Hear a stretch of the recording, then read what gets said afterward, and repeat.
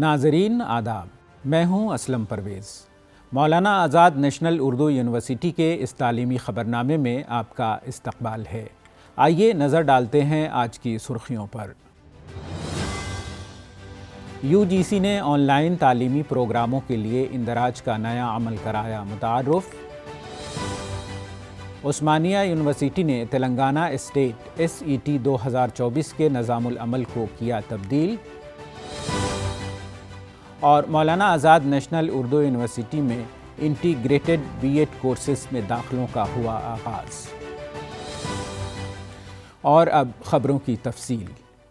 University grants commission نے 2024-25 تعلیمی سال سے شروع ہونے والے اوپن اینڈ ڈسٹینس لرننگ اور آن لائن پروگراموں کے لیے اندراج کا ایک نیا طریقہ وضع کیا ہے۔ یہ اقدام ستمبر 2024 سے نافذ العمل ہے۔ یہ لازمی ہے کہ طلباء UGC distance education bureau web portal پر اپنے ایکیڈمک بینک آف کریڈٹ کا استعمال کرتے ہوئے ایک منفرد DEB ID تیار کرنے کے لیے رجسٹر کریں۔ اس کا مقصد طلباء کے لیے صرف تسلیم شدہ اداروں میں داخلوں کو یقینی بنانا، شفافیت کو بڑھانا اور طلباء کے مفادات کا تحفظ کرنا ہے۔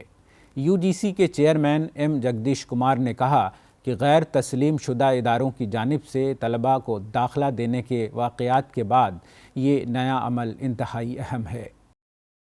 UGC نے تمام اعلیٰ تعلیمی اداروں پر زور دیا ہے کہ وہ اس نئے طریقہ کار کو مؤثر طریقے سے نافذ کریں۔ UGC کے مطابق مزید کسی بھی پوچھ گچھ یا خدشات کے ازالے کے لیے طلباء ویب سائٹ پر موجود ہیلپ ڈیسک سے رابطہ کر سکتے ہیں۔ عثمانیہ یونیورسٹی نے یونیورسٹی گرانٹس کمیشن کے قومی اہلیتی ٹیسٹ 2024 کے ساتھ متصادم ہونے کی وجہ سے تلنگانہ اسٹیٹ اہلیتی ٹیسٹ 2024 کو دوبارہ شیڈول کیا ہے۔ تلنگانہ اسٹیٹ SET 2024 کا امتحان اب 10، 11، 12 اور 13 ستمبر کو ہوگا۔ نظام العمل میں تبدیلی کی وجہ سے یونیورسٹی 23 اور 24 اگست کو درخواست کی اصلاح ونڈو کو دوبارہ کھولے گی۔ وہ امیدوار جنہوں نے پہلے ہی اپنی درخواستیں جمع کرائی ہیں وہ سرکاری ویب سائٹ پر اپنے درخواست نمبر اور پاس ورڈ کے ساتھ لاگ ان کر کے ضروری اصلاحات کر سکتے ہیں۔ تلنگانہ اسٹیٹ SET 2024 کے ہال ٹکٹ 2 ستمبر سے دستیاب ہوں گے۔ مولانا آزاد نیشنل اردو یونیورسٹی نے 4 سالہ integrated BA BEd، BSc BEd اور BCom BEd کورسز میں داخلوں کے لیے درخواستیں طلب کی ہیں۔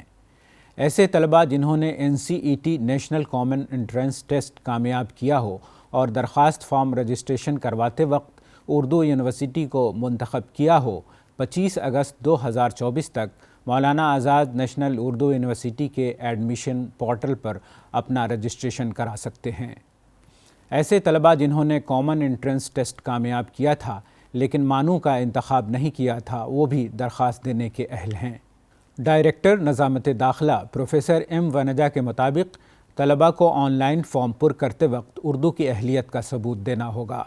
یہ لازمی ہوگا کہ طالب علم نے 10ویں یا 12ویں سطح پر اردو میڈیم سے تعلیم حاصل کی ہو یا اردو کو ایک مضمون کے طور پر پڑھا ہو یا مماثل مدرسہ کورس کامیاب کیا ہو۔ امیدوار کو 10ویں اور 12ویں کے مارک شیٹ اور NCET کا نتیجہ وغیرہ اپلوڈ کرنا ہوگا۔ منتخب امیدواروں کی پہلی فہرست 26 اگست کو جاری کی جائے گی جبکہ منتخب طلباء کی دوسری فہرست 3 ستمبر کو جاری کی جائے گی۔ مزید تفصیلات یونیورسٹی ویب سائٹ سے حاصل کی جا سکتی ہیں۔